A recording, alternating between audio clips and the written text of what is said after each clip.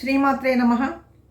లలితా సహస్రనామ స్తోత్రంలో 118వ శ్లోకానికి అర్థం చెప్పుకుందాము. ముందుగా ఈ శ్లోకాన్ని పఠనం చేసుకుందాం. ఆత్మవిద్య మహావిద్య శ్రీ విద్య కామసేవిత శ్రీ షోడశక్షరీ విద్య త్రికూట కామకోటిక. ఈ శ్లోకంలో మొదటి నామమే ఆత్మవిద్యా స్వరూపిణిగా ఇక్కడ శ్రీమాతని వర్ణిస్తూ ఉన్నారు. ఆత్మవిద్య, అసలు ముందు ఆత్మ అంటే ఏంటో తెలుసుకుంటే కదా ఆత్మ విద్యను గురించి తెలుసుకోవటం. మనకి కంటికి కనపడేటువంటి వస్తువు అయితే దాన్ని అనేక రకాలుగా తెలుసుకోవచ్చు. ఉదాహరణకి మట్టి ఉన్నదనుకోండి, మట్టి తెలుసు మనందరికీ కూడా, అది ముడి పదార్థం. ముడి పదార్థం ఏంటో తెలుసుకుంటే ఆ ముడి పదార్థంతో ఎన్నెన్ని వస్తువులుగా మార్చవచ్చో తెలుసుకుంటాం. అదే మట్టిని ఉపయోగించి కుండలుగా చేస్తున్నారు, పూజాలుగా చేస్తూ ఉన్నారు, మూకుళ్ళుగా చేస్తున్నారు, అనేక పాత్రలుగా ఉపయోగిస్తూ ఉన్నారు చాలా ప్రాచీన కాలం నుంచి కూడా. అంటే భిన్న భిన్న స్వరూపాలుగా మనకి రూపాలుగా కనపడుతూ ఉండేటువంటి పాత్రల్లో ఉండేటువంటి ఒకే పదార్థం ఏంటి? మట్టి. అదేవిధంగా బంగారం తీసుకోండి, బంగారం ముడి పదార్థంగా ఎన్నెన్ని ఆభరణాలు నగలు చేసుకుంటూ ఉన్నారు ఇప్పుడు. కాబట్టి అన్నిటిలో ఉన్నటువంటి ముడి పదార్థం ఏమిటి, ముడి సరుకు ఏమిటి అంటే బంగారం. అదేవిధంగా అంటే ఇవి రెండు కూడా చాలా తేలిగ్గా అర్థమయ్యేటువంటి ఉదాహరణలని వీటికి మనం తీసుకున్నాం. అనేక ప్రాణులు సృష్టిలో మనం చూస్తూ ఉన్నాం. ప్రాణులు వేరువేరుగా కనపడుతూ ఉన్నప్పటికీ కూడా వాటిలో ఉండేటువంటి, వాటిని నడిపిస్తూ ఉండేటువంటి అన్ని ప్రాణులని కూడా చైతన్యవంతం చేస్తూ ఉండేటువంటి పదార్థం ఏదైతే ఉన్నదో చాలా సూక్ష్మాతి సూక్ష్మమైనటువంటిది, సర్వత్రా వ్యాపించినటువంటిది, అన్ని ప్రాణుల్లో కూడా సమానంగా ఉండి శక్తిని అనుగ్రహించేటువంటిది, అది ఆత్మ. దీనిని గురించి చెప్పేటువంటిదే ఆత్మ విద్య అని ముందుగా మనం అర్థం చేసుకోవాలి.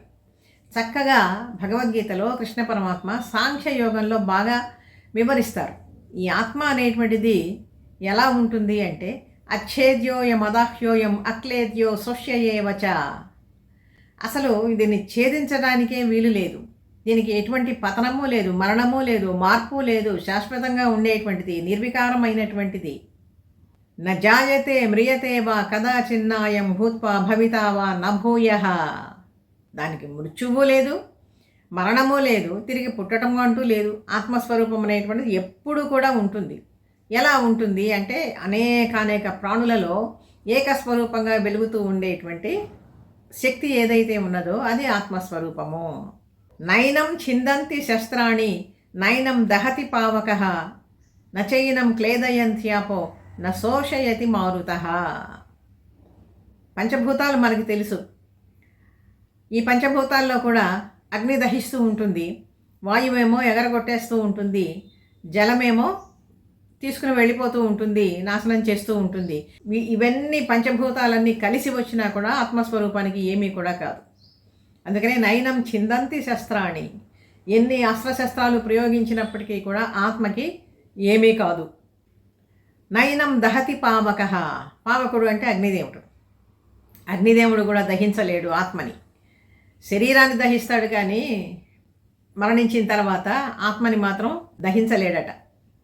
ఎటువంటి మార్పుని కలుగ చేయలేదు. నీరు కూడా ఎంత జల ప్రవాహం వచ్చినా కూడా ఆత్మ అదే విధంగా ఉంటుంది. న శోషయతి మారుతః. మరుత్తు అంటే గాలి. ఆ వాయుదేవుడు కూడా ఎంత మాత్రము శోషింప చేయలేడు. ఆత్మస్వరూపం అంటే ఇది శాశ్వతమైనటువంటిది, నిత్యమైనటువంటిది, ఎప్పుడు ఉండేటువంటిది, సమస్త ప్రాణుల్లో కూడా ఉండేటువంటిది. కాబట్టి అటువంటి ఆత్మవిద్యా స్వరూపిణి అయినటువంటిది శ్రీమాత. ఇంకొక ఉదాహరణ కూడా చెప్పుకోవచ్చు. ఆకాశంలో సూర్యుడు అమితంగా ప్రకాశిస్తూ ఉంటాడు, కింద నీరు ప్రవహిస్తూ ఉంటుంది, ఆ నీటిలో సూర్యబింబం ప్రతిఫలిస్తూ ఉంటుంది. ప్రతిఫలిస్తూ ఉంటే ఆ నీటిలో గనక మురికి ఉన్నదనుకోండి, అప్పుడు ఆ సూర్యబింబం కనపడదు. నీరు అటు ఇటు గనక చెలిస్తూ ఉంటే బింబం కూడా, ప్రతిబింబం కూడా చెలించినట్లే మనకు కనపడుతూ ఉంటుంది. ఆ నీరు కదలకుండా నిశ్చలంగా ఉన్నదనుకోండి, ప్రతిబింబం అనేటువంటిది, ఆ పైన వెలుగుతూ ఉండేటువంటి సూర్యుని యొక్క ప్రతిబింబము అనేటువంటిది ఆ నీళ్లలో స్వచ్ఛంగా కనిపిస్తూ ఉంటుంది. అయితే ఈ నీరు కదిలినా, ఈ నీరు ప్రవహించినా, స్థిరంగా ఉన్నా, ఈ నీరు మట్టి కొట్టుకుని పోయి మురికిగా ఉన్నా కూడా ఆ పైన వెలుగుతూ ఉండేటువంటి సూర్యుడు, బింబ రూపంలో వెలుగుతూ ఉండేటువంటి సూర్యుడుకి ఏమాత్రము కూడా మార్పు లేదో, కదులుతూ ఉండేటువంటిది ఏంటి, అన్నీ అవలక్షణాలు అంటించుకున్నది ప్రతిబింబం మాత్రమే.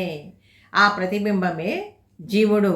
ఆకాశంలో వెలుగుతూ ఉండేటువంటి ఏ మార్పు లేనటువంటి, ఏమీ అంటనటువంటి వాడు ఆ సూర్యుడు లాంటివాడు ఆత్మ అని చెప్పి మనం తెలుసుకుంటే దీని బాగా అర్థమవుతుంది.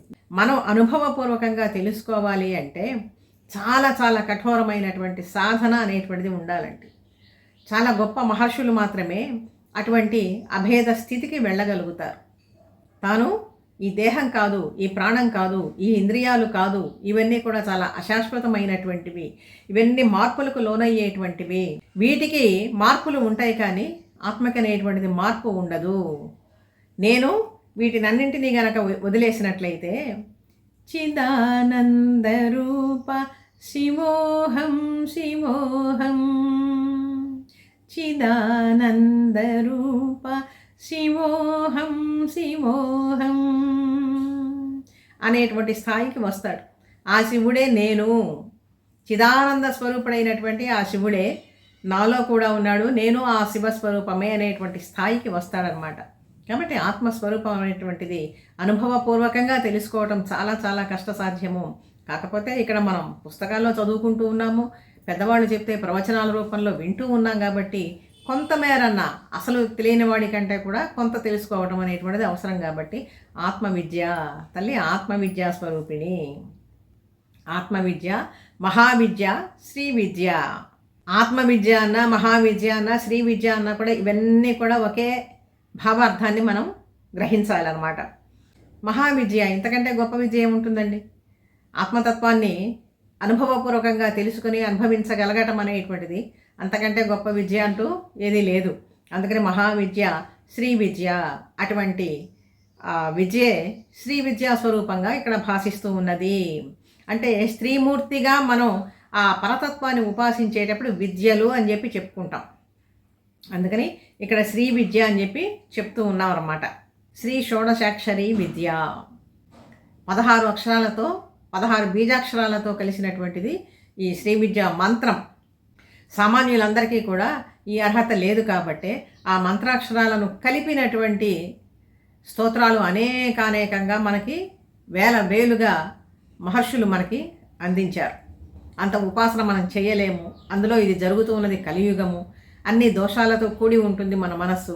కాబట్టి అంత మంత్రం జపం మనం చేయలేం. కాబట్టి ఈ స్తోత్రాలు చదువుకోండి, వీటి అర్థం తెలుసుకోండి. కనీసం లలితా సహస్రనామం రోజు చదువుకున్నా కూడా ఇది శ్రీ విద్యోపాసన కిందే వస్తుంది. ఆ మహావిద్యని మనం అర్చించినట్లే చేసినట్లే అవుతుంది అని చెప్పి మొదట్లోనే చెప్పుకున్నాం. ఇందులో ఉండేటువంటి నామాలు, శ్లోకాలన్నీ కూడా తల్లి యొక్క మంత్రస్వరూపాన్ని వర్ణించేటువంటివే అని చెప్పి అర్థం చేసుకుంటే చాలు. ఇటువంటి తల్లి త్రికూట కామకోటిక. త్రికూట 3 కూటములు కలిగినటువంటిది. ఏమిటి 3 కూటములు అంటే, ఈ పంచదశి మహామంత్రంలో వాగ్భవ కూటము, కామరాజ కూటము, శక్తి కూటము అని చెప్పి 3 భాగాలుగా ఉంటుంది అని చెప్పి చెప్పుకున్నాము.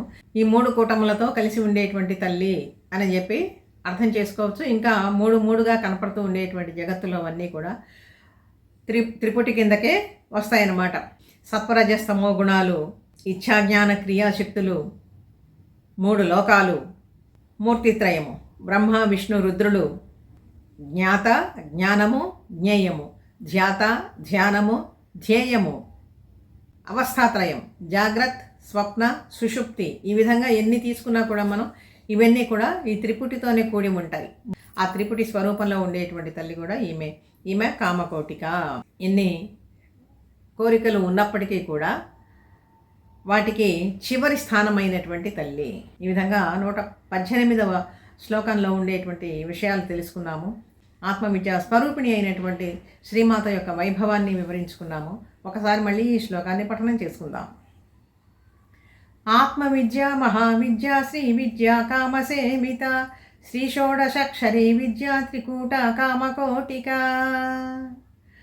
తర్వాతి శ్లోకంలో ఉండేటువంటి నామాలు మళ్ళీ తెలుసుకుందాం తర్వాతి భాగంలో శ్రీ మాతానుగ్రహంతో.